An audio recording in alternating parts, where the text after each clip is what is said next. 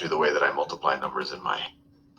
I'm going to multiply 78 times 65 in a little less than standard way, but hopefully it'll make some sense and you'll realize that there's multiple ways that you can multiply. This is actually the way that I multiply numbers in my head.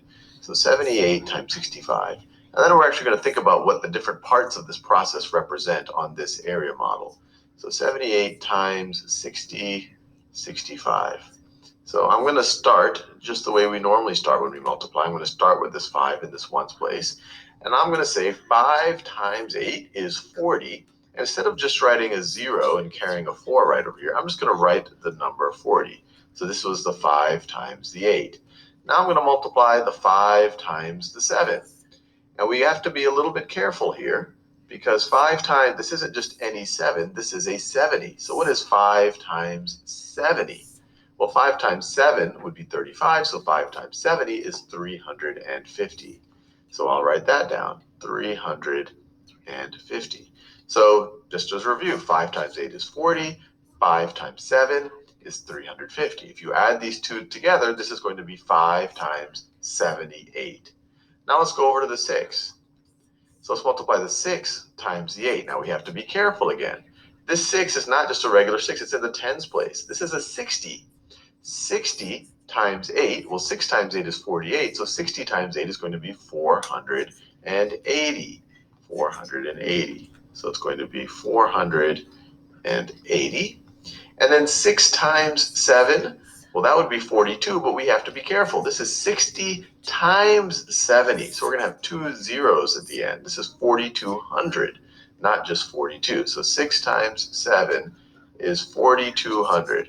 4,200, and now we can add everything together. And this is a very similar process to what we do when we do the traditional method of multiplying. I just made it a little bit more explicit what parts are from what multiplying which digits. But we can add everything together.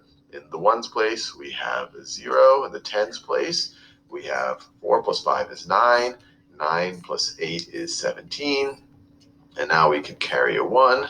1 plus 3 is 4. 4 plus 4 is 8. 8 plus 2 is 10. Carry a 1. Say regroup a 1 even, and you have a 5 right over there. So you get 5,070. Now I want to visualize what was going on here using this area model. So once again, we had 78. So I'm going to make this vertical length represent 78. So this distance right over here, this distance right over here represents the 70.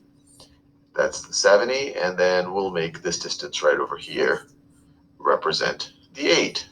Let me make that a little bit cleaner so you see what I'm talking about. So this distance right over here represents the 8, and then we're going to multiply that times 65. So this distance right over here, it's not drawn perfectly to scale, but it gives the idea.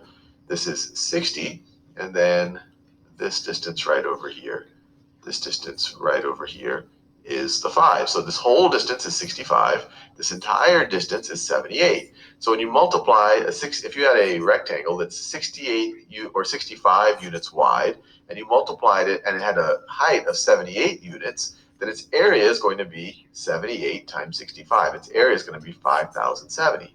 Now each of these parts we can map to one part of this area model right over here.